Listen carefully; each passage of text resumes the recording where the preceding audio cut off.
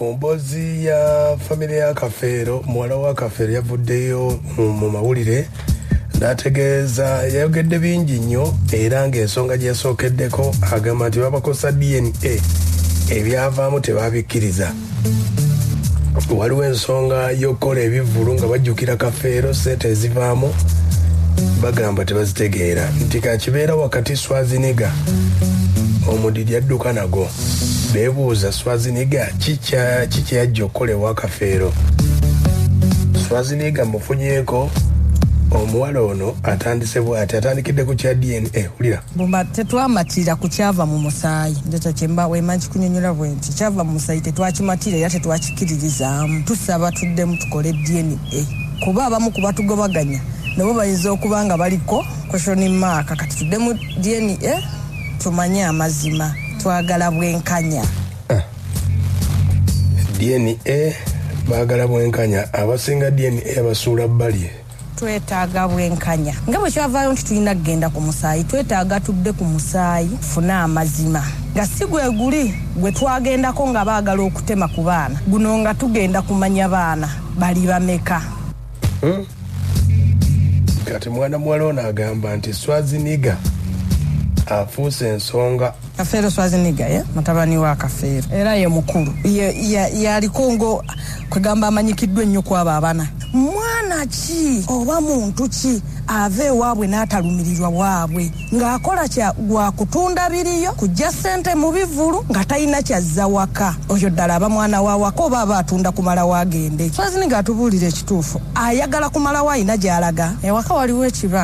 ekibanja kiri mu maaso g'ewaka baakitunda. Waliwo ekibanja ekiri e Busansula kyali kyayiika 6 ekyo baakitunda ow'ettaka yabawa emitwalo 5 buli yiika nga Swaziniga akwataganya ne boogere yeeyita mbumbu yeye kati ye taata w'abaana ba Kafeero oyo yennyini ye yaswala n'ateekako abasaawa naye Swazi ne zajja mu bivvulu tasobola gamba nti bana emitwalo 5 gye gino kuba wali owakuuma asaayirawo emitwalo egi tibannango kanfune owakuuma asaaweku nagawayo kyakolera kitaawe kimu kujja kumutuulako kumunywerako wala gikugenda. Aya basi musaayi gwange Kafeero oluyimba olwo yaluyimba kati Swaziniga mufunyeeko wano lwakuba eddoboozi ate libadde ekkiriya bulungi wano naye mubuuza ku nsonga za mwana muwala ono atandikidde bw'ati wulira. Ennyumba genda babatera olambuza abantu kuliko emizigo gwezikwoda ensonga ennyini main house omuwala oyo yapangisaamu abavubuka agamba buli kisenge kiri kansulamu namupangisa ofune kayadanga embeera mu kkubo eyo nga ntoba mbeera mu bidongo byange mutuwa zange okennyini ababeera ku kyalo tewali asobola yadde okkuba bbuluuka kale aba newabatazitekeze nenkonganya akasente kange nenzijanzinze kitange wamubulidde kuliko omutandika nkamukulaba leero gendako ku tikitoko yange teri muganda wange yali afuterewa sawe tugamba kose oyo mwana yennyini omusanga apangisize tewali muganda we n'omu yali amuwaddeyo kasawo ka seminti kati omuwala ono agamba yeebuuza ssente eziva mu bivvulu wulira tasobola agamba nti bane leero ssente zetukuŋŋaanyiza tuyonjeeko taata teri bafaaki mwana kyatalumirirwa waabwe ku bivvulu bateekawo obupipa abantu ne basuula mu busuuzi ssente ez'okuyonja amalalo ga Kafeero naye ziragawa. Omuti gwe yasalawo n'atugamba agenda kuzimba gumaze omwaka mulamba nga yagusala. Omuti gw'omusajja yalama bamuziika mu muyembe bagutunda akakadde kalamba boogere ne afunako emitwalo aga Swazi n'afuna ekinaana ekyo taata kyalagawa kale ekinaana ekyo twandigambye nti kyekisituddeko ku kayumba kyalagawa ebibanja atunda ssente ziragawa. Swaziniga mubuuzizza ku muti gwe bagamba gwe watema Kafeero gwe yalaama okumuziika. Wagamba nti natunda kennyini bye bakozesa kategere muganda wange kati ate ekirisobwa ne batega obunafu bwabwe kati nga wulidde kagamba kagaala bana natemawo omusajja yalaama kumuziika waliwo omuntu gwe baziika ku muti wano e Buganda abakinaguze eri musajja mukulu ewaffe tunaŋamba ewaffe ataatu kitegeera kubanga maama wange ali mu bibye like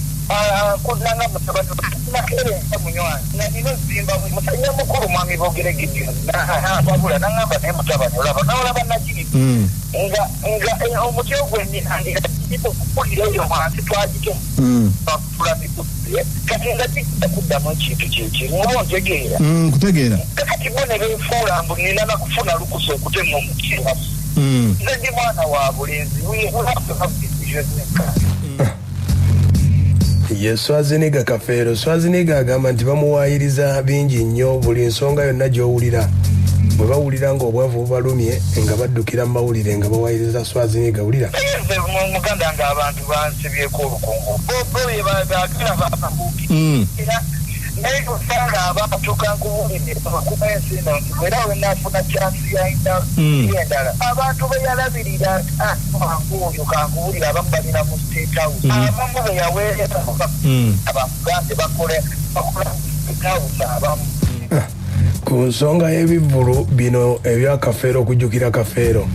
atangazizaamu bw'atulira obwo busho bw'olaba abantu b'okola nabo oluusi nga banayasembera ebivvulu okimanyi tugamba kwejja nemuteekawo era bwe kiri ate nga kikaaantize buli kaseera alina okukola biki muli taata wasa naye mwe bannamawulire bannaye abampuliriza abakuŋŋaanya ng'abaana abo ne mukola obuvidiyo bwe mukola ffe tukimanyi nti nno mulina kye mububala mutamwe mu kontributinga omusajja mumu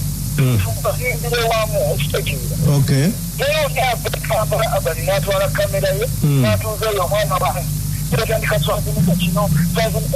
musango lwaki tebampawaabira amateeka genda opawaabira amateeka wegalaba abaana buli omwana yennyini ayogera yavanga ebukunja paka ye Swaziniga kati mwana muwala ono bwambuuziza ku nsonga nti omukuza mukulu Mandeevu ensonga ezo azoogerako ki Mandeevu atubuulidde ku nsonga za Mandeevu ate bisirikirwa agamba nti ali ku sayidi y'Abaswazi ye byonna biwagira bigenda mu maaso Mwami Mandeevu okuva Kajjansi we yatundibwa nga bamaze otukozesa omusaayi oguli fake yakyogera nti oguli fake kuba tegwali mutuufu Mwami Mandeevu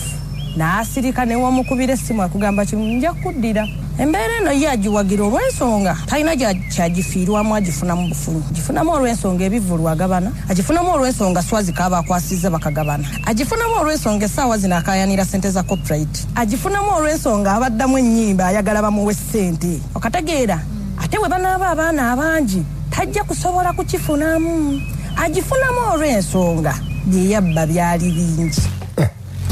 bagamba bisirikirwa ku kya DNA mbuuzizza Kafeero Swaziniga atubulye DNA entuufu ki ekyavaayo obukakafu bonna n'abubawa abo abaana abasala ne babakebera omusaayi buli omu ng'alina nnyina terijjakaka munwani ate sinze mbazaala mbuuze mbakebera nange bankeberanga bo balina n'ekibuuzi kye bayitamu Buswazi yatwegaana mbeegaana nti oba mala otukebera ne bamanya ebyavaayo ne babiwakanya tukipayopayo paka mu kkooti bwe batuwawaabira nenyanga mukulu wange Simon Peter nze sirina gwe nabbye naye bano abantu bwe babanga baagala kuziikuula kitaffe lwakuba nno babakebera omusaayi lwaki bakkiriza obakebera ogwasooka owulya abana kati bakkiriza okubakebera ogusooka ne bakontestinga netuyingira kooti emyaka ena omulamuzi yasala omusango ogwo bamuyita Justice Mulangira Joseph asula wali mwakurait osobola omunoonya nako omwami muganda wange omulamuzi yawummula nadde abaana abo ne bagamba bakola apiiro tebakolanga apiiro musajja gwe nenkwata ekkubo nenywana paka wenafunga ebintu byaffe bidobookana buli kaseera eno kola tuni temumanyi ngeri gye bitambula y'ensonga bwe ziri bwe zityo ku famire ya Kafeero era bw'owulira nga bamuziikudde bivudde awo